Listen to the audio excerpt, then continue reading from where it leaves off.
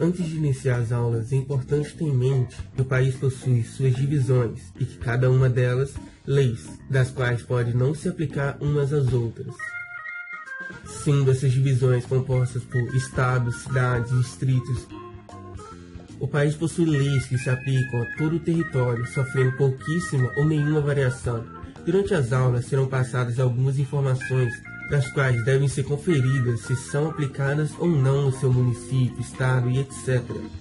O que é empresário? Empresário é um indivíduo que exerce uma atividade econômica regularizada ou produção, circulação de bens ou serviços. O empresário. O empresário pessoa física é aquele que emprega seu dinheiro e organiza a empresa individualmente.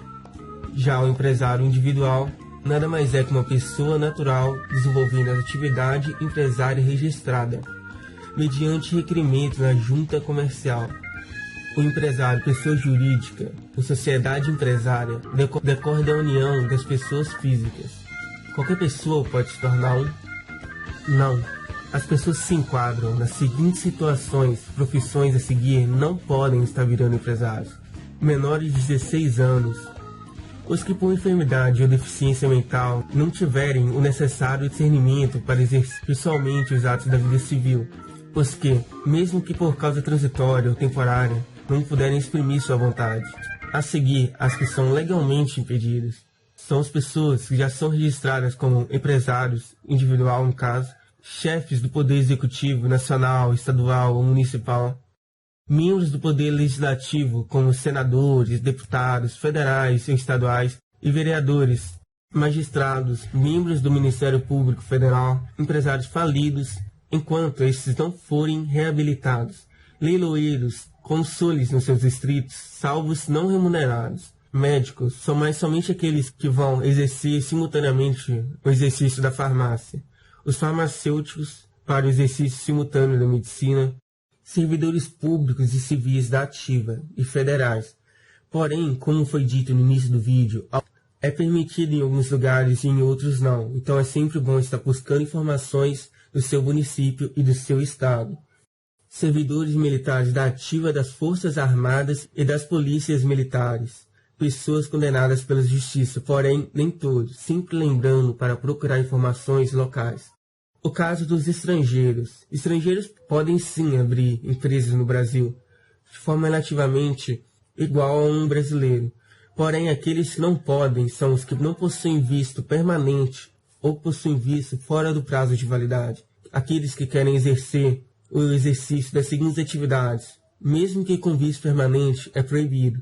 Os que irão fazer pesquisa ou lavra de recursos minerais ou de aproveitamentos de potenciais de energia hidráulica, atividade jornalística e de radiodifusão sonora e de sons e imagens, ou armadores de embarcações nacionais, inclusive nos serviços de navegação fluvial e lacustre. Porém, é permitido para a pesca. Aqueles que já são proprietários ou exploradores de aeronave brasileira, ressalvando o disposto da legislação específica.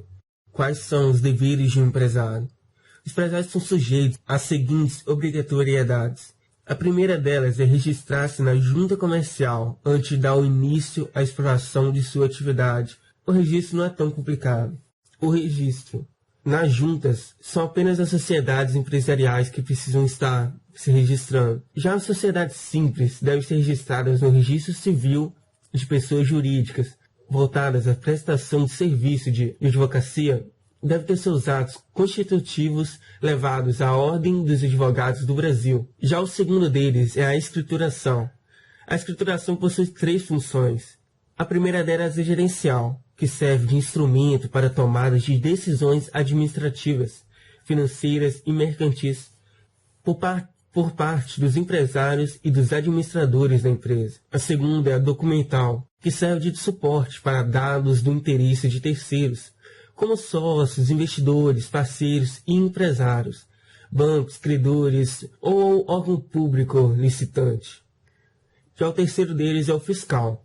O fiscal serve também para fiscalização do cumprimento de obrigações legais, inclusive e principalmente de natureza fiscal, como o próprio nome já diz. É importante estar ressaltando que o empresário que não possui escrituração pode ter dois tipos de consequências: as sancionadoras e as motivadoras. As sancionadoras atuam na área da penalização do empresário, inclusive pela atribuição da responsabilidade penal. As motivadoras apenas negam o acesso do empresário a um benefício que poderia desfrutar caso tivesse exercido a obrigação.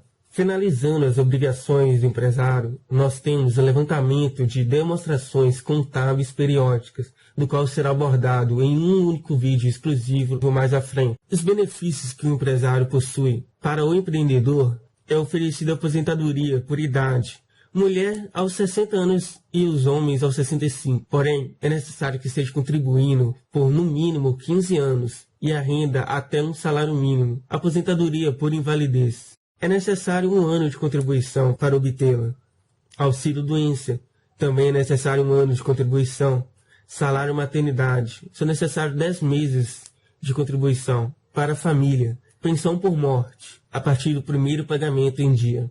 Auxílio-reclusão. Esse é a partir do primeiro pagamento em dia. Mas, porém, se a contribuição do empreendedor individual se der com base em salário mínimo, qualquer benefício a ele que vier a ter direito também se dará com base em um salário mínimo.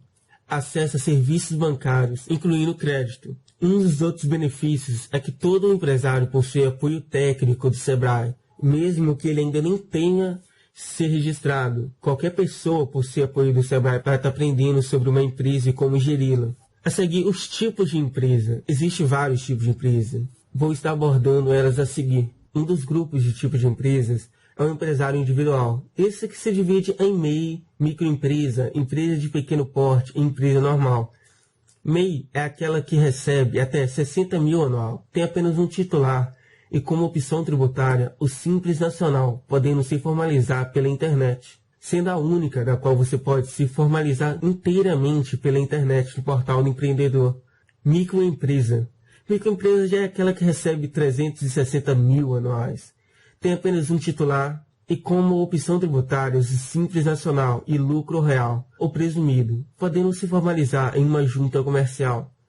Empresa de pequeno porte. Empresa de pequeno porte é aquela que recebe até 3,6 milhões anuais. Tem apenas um titular e como opção tributária o Simples Nacional, o lucro real ou presumido, podendo se formalizar em uma junta comercial. Por fim, a empresa normal.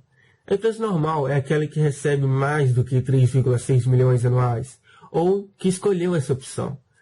Tem apenas um titular e como opção tributária também o Simples Nacional e lucro real ou presumido, podendo se formalizando apenas também em uma junta comercial.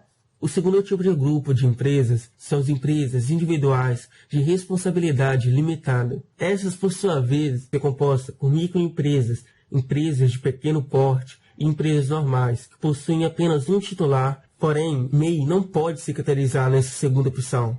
A terceira categoria de empresas é a sociedade limitada, que se difere da anterior em ser composta por 2 ou mais titulares ou sócios, no caso, tendo formas tributárias e opções de registro da mesma forma que a anterior e a primeira. Porém, não é possível se cadastrar MEI em sociedade limitada.